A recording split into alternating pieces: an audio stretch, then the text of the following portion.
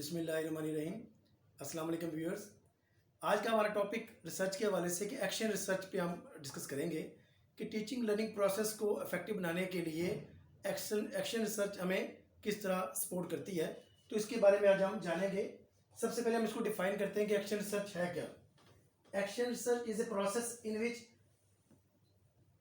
participants examine their own educational practice systematically and carefully using the technique of research।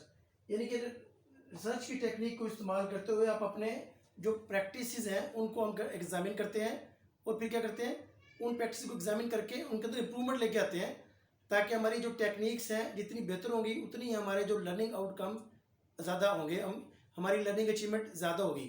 तो action research का सबसे बड़ा मकसद क्या है, इम्प्रूवमेंट को इंश्योर करना कि किस तरह हम अपनी इम्प्रूवमेंट कर सकें अपने टीचिंग लर्निंग प्रोसेस के अंदर। तो वाई एक्शन रिसर्च हम करते क्यों है?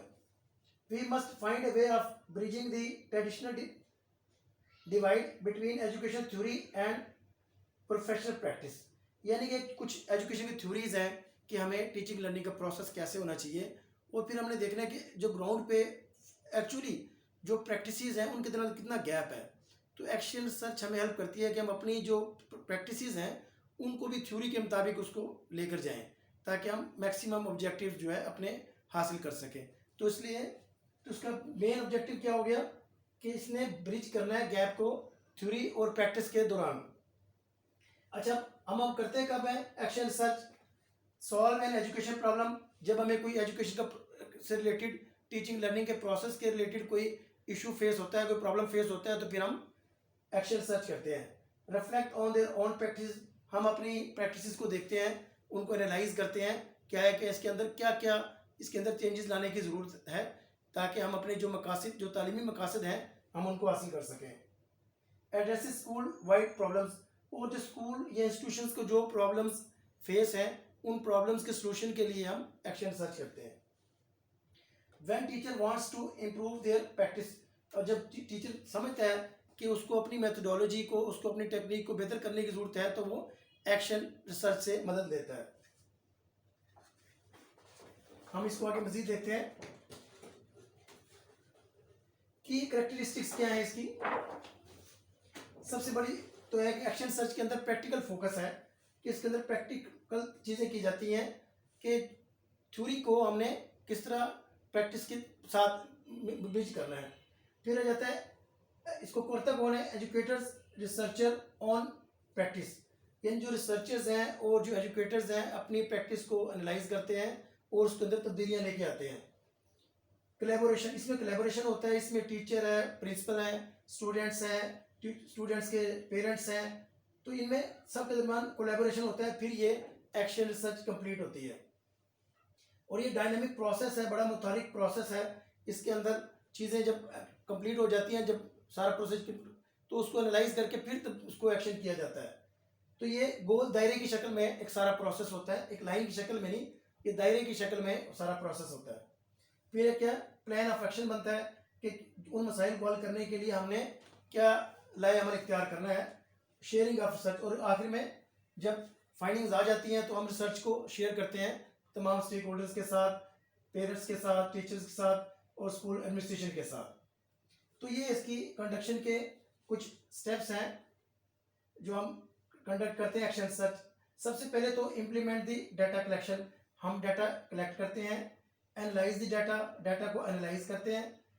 Develop a plan of action, और उसकी जब डाटा हम एनालाइज कर लेते हैं तो हम एक एक्शन प्लान ऑफ एक्शन बनाते हैं, लाए अमल बनाते हैं ताकि हम अपने जो उस प्रॉब्लम को एड्रेस कर सकें। Implement the plan and reflect, फिर हम प्लान को इम्प्लीमेंट करते हैं और रिफ्लेक्ट करते हैं, फिर मजीद उसको एनालाइज करते हैं, देखते हैं क्या है कि हमने किस हद तक हमने मसले को हल करने में कामयाब हुए या नहीं हुए, या उसकी मजीद क्या तब्दीली करने की ज़रूरत है। अब यह सवाल हमारा आ जाता है कि how we evaluate action search, हम एक्शन सर्च को एवेलुएट कैसे करते हैं?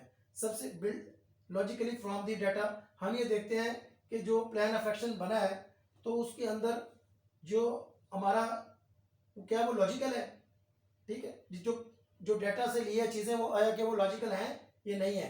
Evidence of plan of action constructed, जो आपने प्लान ऑफ एक्शन बनाया आया कि उसकी बुनियाद जो डाटा कलेक्ट है ये नहीं है, तो उसके लिए एक एविडेंस ज़रूरी है, ताकि हम जब प्लान ऑफ एक्शन बनाते हैं हमें बता सकें कि इस डाटा की फाइंडिंग्स के नतीजे में हमने ये प्लान ऑफ एक्शन बनाया है, तो उसके लिए एविडेंस का होना ज़रूरी है। फिर आ जाता है as the researcher enhance the lives of the participants. जो एक्शन रिसर्च का सबसे बड़ा ऑब्जेक्टिव क्या है? इम्प्रूवमेंट करना।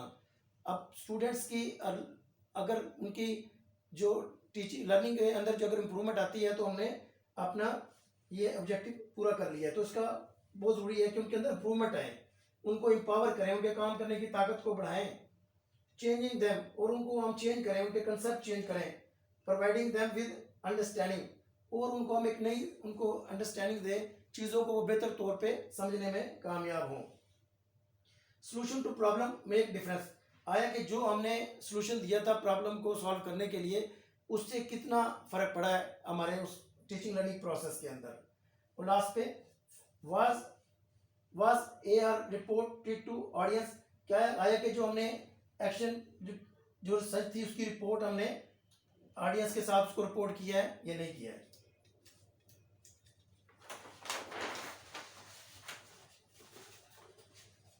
ये इसकी हम आउटलाइन पे आ जाते हैं। एक्शन सर्च की आउटलाइन क्या है?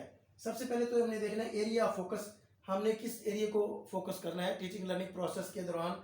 ये जो हमारा जो एजुकेशन के जो एनवायरनमेंट है उसमें हमने देखना है कि हमने किस एरिया को फोकस करना है। फिर इसमें जो रिलेटेड लिटरेचर है उसका मुताला किया जाएगा, जो हमारे जो प्रॉब्लम से रिलेटेड होगा। डिफाइनिंग वेरिएबल्स, हम वेरिएबल्स को डिफाइन करेंगे कि क्या कौन सा इंडिपेंडेंट वेरिएबल है और कौन सा डिपेंडेंट वेरिएबल है। फिर हम एक रिसर्च क्वेश्चंस बनाएंगे कि जिसके ऊपर हमने सारी इन्वेस्टिगेट करना है, वर्किंग करनी है। डिस्क्रिप्शन ऑफ द इंटरवेंशन, और हमने इंटरवेंशन को डिस्क्राइब करना है। लास्ट में डाटा कलेक्शन। डाटा कलेक्शन का क्या प्रोसीजर है? इसमें क्या चीज़ें आ जाती हैं? एक्सपीरियंसिंग आ जाती है, ऑब्जर्वेशन, एक्टिव पार्टिसिपेंट के तौर पे हम ऑब्जर्वेशन करते हैं किसी भी प्रोसेस का हिस्सा बन के। फिर दूसरा तरीकेकार ये होता है कि हम पूरे प्रोसेस को ऑब्जर्व करते हैं एज ए पैसिव ऑब्जर्वर। फिर आ जाता है इंक्वायरिंग, यानी कि जो हम पूछगछ करते हैं, सवालात करते हैं। इसमें क्या क्या चीज़ें आ जा सकती हैं? इनफॉर्मल इंटरव्यूज़ हैं, स्ट्रक्चर्ड फॉर्मल इंटरव्यूज़ हैं, क्वेश्चनियर है, एटीट्यूड स्केल्स हैं और स्टैंडर्डाइज सेट। इनके ज़रिए हम डाटा कलेक्ट कर सकते हैं। जैसे कि मैंने बताया आपको, informal interviews, structured formal interviews, questionnaire, attitude scales and standardize test. Third पे आ जाता है एग्जामिन, कि किन चीज़ों को हम एग्जामिन करके अपने उनसे वहाँ से डाटा ले सकते हैं। इसमें आर्काइवल डॉक्यूमेंट्स हैं, जर्नल्स हैं, मैप्स हैं, ऑडियो एंड वीडियो टेप्स हैं, फील्ड नोट्स हैं।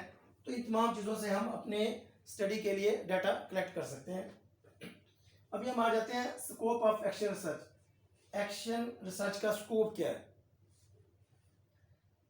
इससे यानी कि क्या क्या बेनिफिट्स हम हासिल कर सकते हैं? असर्टनिंग दी रेडीनेस, इसके ज़रिए हम देखते हैं कि हमारा जो टीचर है जो उस प्रोसेस के लिए उसके अंदर कितनी रेडीनेस है, वो कितना तैयार है कि वो उसको टीचिंग लर्निंग प्रोसेस को बेहतर तरीके से सर अंजाम दे सके। जेंडर डिफरेंसेस, इसमें हम देखते हैं भी किसी खास सब्जेक्ट के हवाले से फीमेल स्टूडेंट या मेल स्टूडेंट्स का क्या रुझान है और उनकी लर्निंग अचीवमेंट में क्या फ़र्क है। रीजंस ऑफ शाइनेस, अगर स्टूडेंट्स के अंदर थोड़ा लैक ऑफ कॉन्फिडेंस है तो उनकी इस लैक ऑफ कॉन्फिडेंस को, या शाइनेस की क्या वजूहत है, उनको हम कैसे दूर कर सकते हैं। काजेज ऑफ ट्रुएंसी, ट्रुएंसी कहते हैं भगोड़ा होना, एब्सेंट होना, यानी कि स्टूडेंट्स जो क्लासरूम अटेंड नहीं करते, स्कूल अटेंड नहीं करते, तो उनकी वजूहत भी हम एक्शन सर्च के लिए ज़रिए पता चला सकते हैं कि स्टूडेंट्स के अंदर ये एब्सेंटिज्म का रुझान क्यों है, ये गैर हाजिरी का रुझान क्यों है। परफॉर्मेंस ऑफ चिल्ड्रन विद और विदाउट ट्यूशन, फिर हम देखते हैं कि उनके कंपेयर करते हैं उनकी परफॉर्मेंस को ट्यूशन के साथ और विदाउट ट्यूशन उनकी परफॉर्मेंस में क्या फ़र्क आता है। कंपेरिजन ऑफ परफॉर्मेंस, उसमें हम मेल स्टूडेंट्स की, फीमेल स्टूडेंट्स, उनकी परफॉर्मेंस को डिफ्रेंशिएट करते हैं। इफेक्ट ऑफ इंसेंटिव्स, इस तरह जो इंसेंटिव टीचर को दिए जाते हैं, जो सहूलियात दी जाती हैं, या मतलब जो उसको AV8 दिए जाते हैं, टेक्निकल सपोर्ट दी जाती है। आया कि एक टीचर जिसको हमने AV8 दिए हैं, उसको टेक्निकल सपोर्ट दी है, और एक टीचर जिसको हमने AV8 नहीं दिए, जो बगैर AV8 के पढ़ाता है, उनकी परफॉर्मेंस में, उनकी अचीवमेंट में क्या फ़र्क है, उसके हम एक्शन रिसर्च के ज़रिए जानते हैं।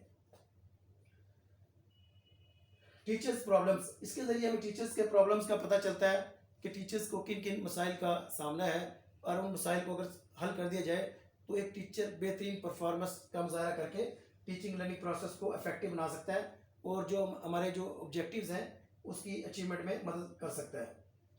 Quality of teacher people interaction, teaching learning process में स्टूडेंट्स का और टीचर का जो इंटरेक्शन है वो बहुत इंपॉर्टेंट है।